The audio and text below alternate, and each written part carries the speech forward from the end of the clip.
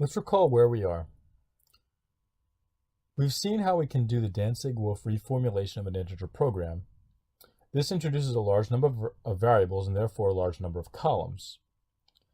We've seen that if we restrict our attention to just linear programs, then we can solve the Danzig-Wolff reformulated problem by using the column generation approach. We still haven't seen exactly how to solve the integer program version, but we are going to see that in the next lecture.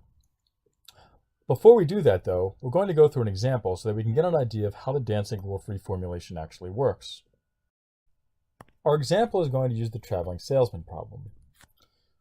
Recall the traveling salesman problem from previous lectures. In this problem, we're given a graph, and we're trying to find a tour through the nodes of the graph that has the smallest cost. In this case, the cost is associated with the edge cost, CE. We've seen this formulation for the traveling salesman problem before, and we'll just recap exactly what the constraints are.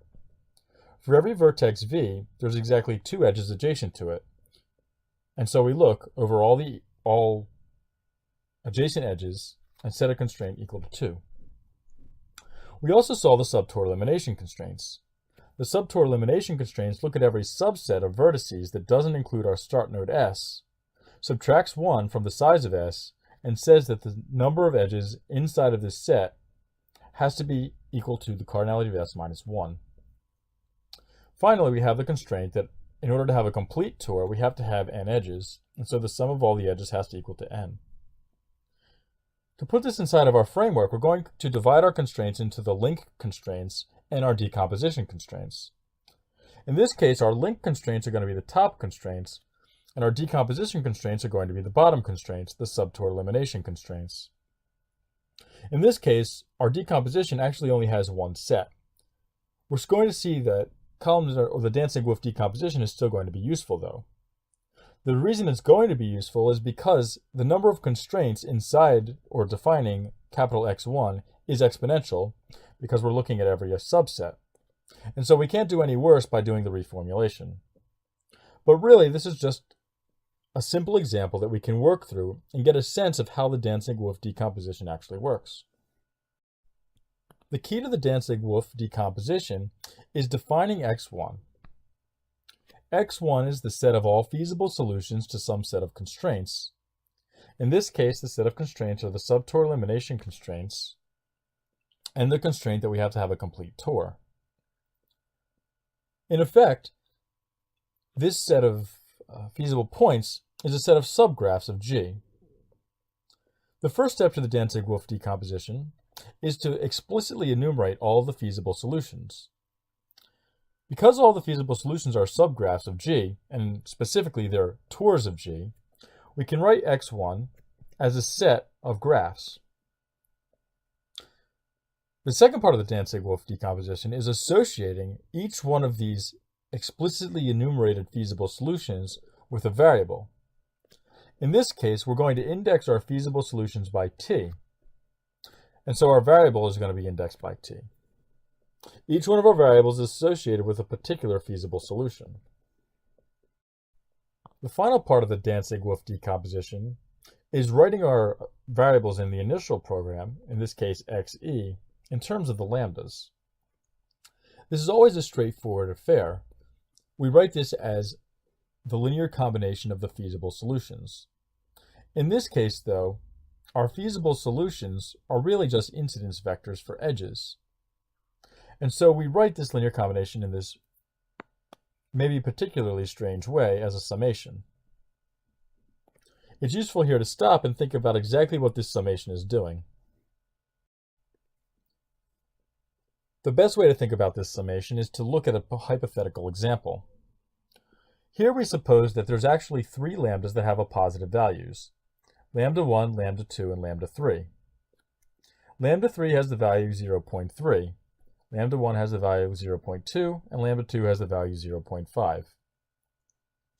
Each of these lambdas is associated with a particular feasible solution. In this case, a feasible solution is a tour of our graph G.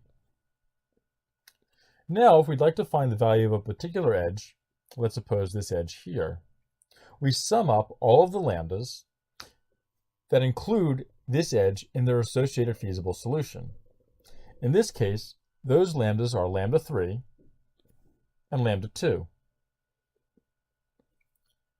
The sum of lambda 1 plus lambda 2 is 0.8, and so the value of xe is 0.8.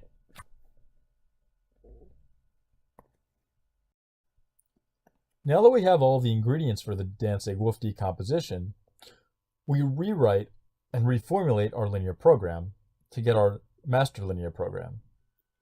In this case, instead of looking at a particular graph indexed by t, we're going to introduce each graph as a vector xt. Xt is going to stand for exactly one feasible tour inside of our graph. Now we do the simple substitution. We replace x with xt lambda t summed over all t every time we see x in our original problem. I won't go through all the details here. This is a simple substitution. The second thing we do is we add the constraints associated with convexity for the lambdas and a constraint so that the lambdas is in our range 0 to 1. In this case, we've chosen a range 0 and 1, so we've captured the linear program. We could equally as well capture the integer program by restricting lambda t to be either 0 or 1. This is the linear program master solution, or master problem. There's also a corresponding column subgeneration problem. In this case, the column subgeneration problem has a delta 1 involved. That's because in our decomposition, we've only had one set of variables. Here we've written the column generation subproblem. Note that in this column generation subproblem, we have a constant from our original problem and some dual variables associated with our dual solution, and also a variable associated with a particular feasible solution. Our column generation subproblem is going to minimize over all feasible solutions, all graphs, of this quantity. We're not going to go into the details of the column generation subproblem, or how to solve this problem through column generation. This is just an idea of how to do the Dantzig-Wolff decomposition and what it means in this particular case.